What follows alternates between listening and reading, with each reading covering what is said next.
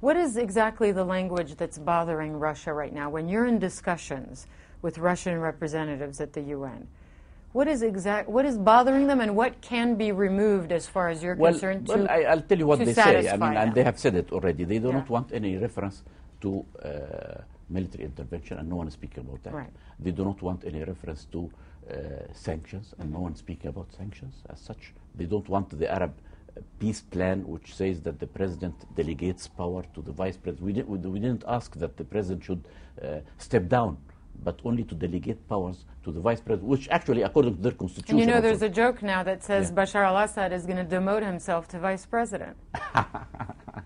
You know, because that's how seriously people are taking this, you know?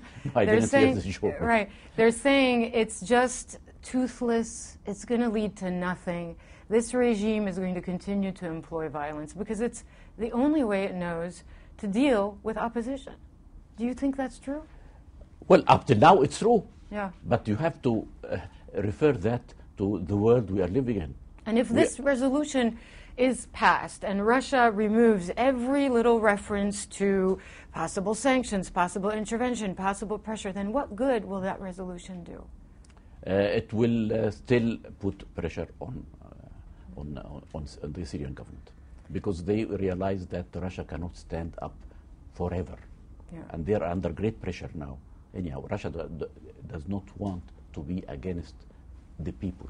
Time is running out. I mean, today 70 plus people are dying. I mean, and even if one person dies, but in a country of 23 million, 6,000 people have died. This is just a shocking... It's awful. But you tell me, what can be done more than that? You are going to the universal organization, which is responsible for world peace. Security Council is the organ vested with the primary responsibility for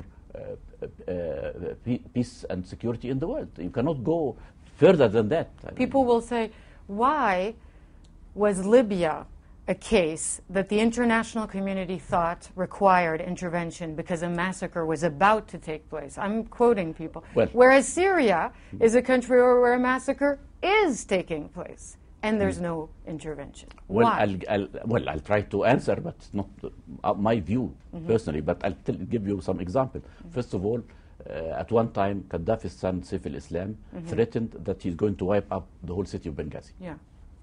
And they had the means to do that. Secondly, you can say that as I said, geopolitical location is different here and there between Syria and Libya. Thirdly, in Syria, there is a regular strong army. In Libya, there was no army, some militias headed by Gaddafi's sons, which, I mean, is completely different. And maybe there is no oil in Syria. So what are you saying when you say maybe there's no oil in Syria? That the economic motivation was there? Could be. Yeah. Could be. But anyhow, you can add to that this is an election here in the United States, and there are elections in France, and Europe is not in the, I'm not going to say bankrupt, but it's not in the best economic situation to enter into such a venture. When you look at Syria, you say you have hope, but what then gives you hope? What element, what aspect of what's happening right now is giving you hope? The fact that the regime itself will under pressure from the international, they cannot go on forever. And once the people go to the street anywhere, and actually I'm saying this in public because I told the leadership in Syria that once the lesson from Egypt and from the others, but I speak as my own country, at that time I was foreign minister, as you know, that once the people will go to the street, you will have to yield to their demands.